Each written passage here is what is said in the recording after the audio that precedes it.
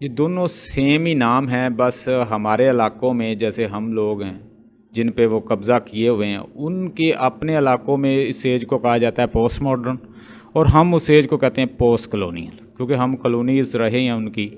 तो हम क्या कह देते हैं, ये पोस्ट कलोनियल एज है जो हमने लिटरेचर प्रोड्यूस किया है या जो कॉलोनीज़ में प्रोड्यूस हुआ है। पोस्ट मॉडर्न, पोस्ट का मतलब होता है बाद, पोस्ट मॉडर्न और पोस्ट कलोनियल तकरीबन सेम टर्म है, ठीक है। और एक चीज़ और नोट कर लें, अब हम डिस्कस करने जा रहे हैं what is new criticism.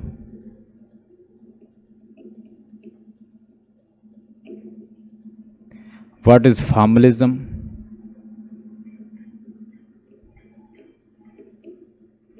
And यानी न्यू क्रिटिसिज्म और रीडर रिस्पॉन्स थ्योरी।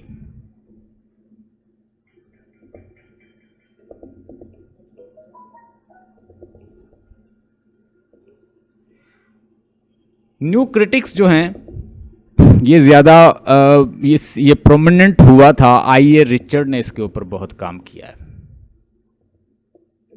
आई ए रिचर्ड का इसमें नाम आता है।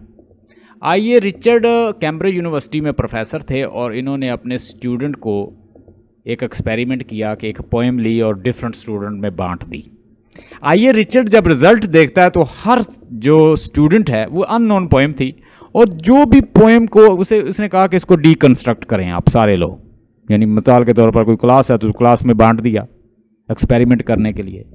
तो हर स्टूडेंट जो है उसकी डीकंस्ट्रक्शन, उसका एनालिसिस जो है वो डिफरेंट देता है।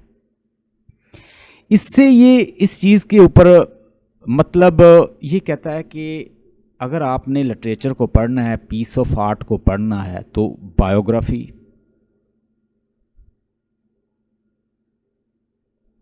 और जो सोशल और पॉलिटिकल नॉलेज है उसकी कोई ज़रूरत नहीं है।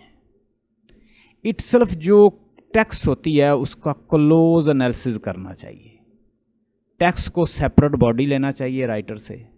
मैंने आपको बताया था लास्ट जो मैंने लेक्चर दिया था, मैंने बताया था जो जितने भी लिटरेरी थीरीज़ जिन्होंने थीरीज़ पेश की थी, रोनाल्ड बार्थ और इस तरह डेथ ऑफ आर्थर लिखी उसने,